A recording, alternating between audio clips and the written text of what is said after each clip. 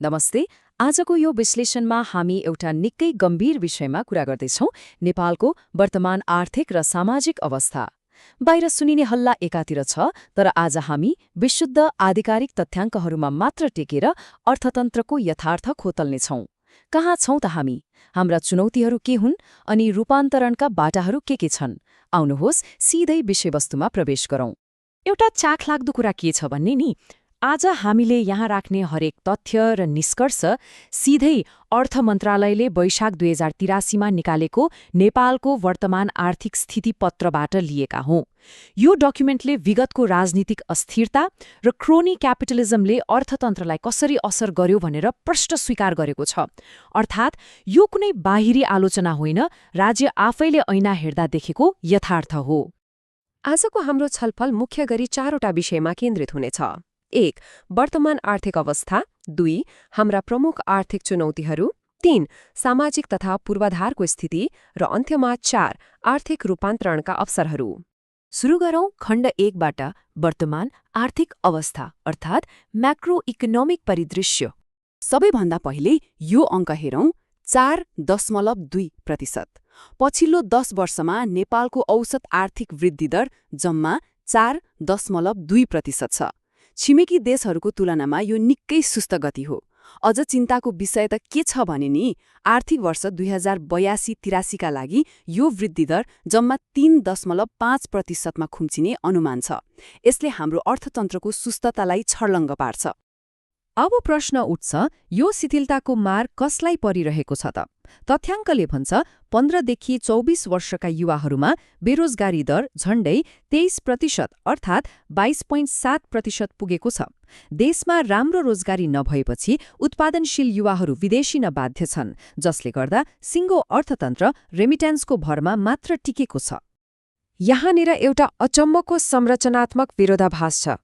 अर्थशास्त्रमा एउटा टर्म छ, प्री-मैच्योर डी-इन्डस्ट्रियलाइजेसन, अर्थात् समय अगावै औद्योगिकीकरणको अन्त्य।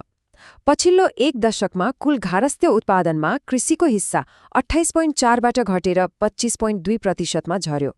अब कृषिबाट निस्किएको जनशक्ति उद्योगमा जानुपर्ने हो नि, तर त्यसो भएन। त्यो सिधै सेवा क्षेत्रमा गयो, जुन 57.5बाट 62% पुग्यो। समस्या के भने, यो सेवा क्षेत्र कुनै हाइटेक प्रविधिमा आधारित नभएर न्यून उत्पादकत्व भएको खुद्रा व्यापार र आयातित सामानको बिक्रीमा मात्र सीमित छ। अर्को एउटा ठूलो विरोधाभास हेरौं। एकातिर बजारमा आर्थिक मन्दी छ भनिन्छ, तर 2082 चैतसम्मको तथ्याङ्क हेर्ने हो भने ब्याङ्कहरूमा 9 खर्ब रुपियाँभन्दा बढी लगानीयोग्य रकम यत्तिकै थुप्रिएर बसेको छ। पैसा छ, तर निजी क्षेत्रबाट कर्जाको माग र लगानी विस्तार एकदमै सुस्त छ। उद्यमशीलता र लगानीको वातावरण नहुँदा त्यो पुँजी उत्पादनमा जान सकेकै छैन। अब जाउँ खण्ड 2मा, प्रमुख आर्थिक चुनौतीहरू अर्थात् हाम्रा संरचनागत अवरोधहरू। अहिले हाम्रो अर्थतन्त्रमाथि मुख्य 3वटा ठूला जोखिम छन्। पहिलो, सम्पत्ति शुद्धिकरण सम्बन्धी FATFको ग्रे लिस्टमा पर्ने डर, जसले अन्तर्राष्ट्रिय ब्याङ्किङलाई नै असर गर्न सक्छ। दोस्रो, सन् 2026मा नेपाल अति कम विकसित मुलुकबाट स्तरोन्नति त हुँदैछ, तर प्रतिव्यक्ति आय जम्मा $1404 मात्र छ। अनि तेस्रो, दिगो विकास लक्ष्य हासिल गर्न हरेक वर्ष झण्डै 7.5 खर्ब रुपैयाँ थप लगानी चाहिन्छ, जसको स्रोत अझै सुनिश्चित छैन। आर्थिक विकासका लागि सुशासन अपरिहार्य हुन्छ, तर ट्रान्सपेरेन्सी इन्टरनेसनलको यो अङ्क हेरौं, 100मा जम्मा 34। विश्वका 182 देशमध्ये हामी 109औं स्थानमा छौं। स्थितिपत्रले नै के भनेको छ भने, यस्तो खालको अनियमितता र कमजोर नियामकका कारण वैदेशिक लगानी भित्र्याउन र विश्वसनीयता कायम गर्न निकै गाह्रो भइरहेको छ। विश्वमा भइरहेका द्वन्द्वले हामीलाई के असर गर्ला र जस्तो लाग्न सक्छ। तर अहिले पश्चिम एसियामा चलिरहेको द्वन्द्वले त्यहाँ काम गर्ने करिब 17.5 लाख नेपालीलाई प्रत्यक्ष जोखिममा पारेको छ। याद राखौं, हाम्रो कुल रेमिटान्सको 37.4% हिस्सा त्यहीबाट आउँछ। यसले हाम्रो आन्तरिक अर्थतन्त्रमै ठूलो असर पुर्याउन सक्ने खतरा स्थितिपत्रले औल्याएको छ। अब खण्ड 3, सामाजिक तथा पूर्वाधार अवस्था। तथ्याङ्कभन्दा अलि पर गएर हेरौं। यो निकै गम्भीर कुरा हो। देशमा झण्डै 40,000 डाक्टर दर्ता भइसके, तर दस्तावेज आफैले हाम्रो स्वास्थ्य प्रणालीलाई सिक केयर भनेको छ। अर्थात् रोग लागिसकेपछि मात्र उपचार गर्ने प्रणाली।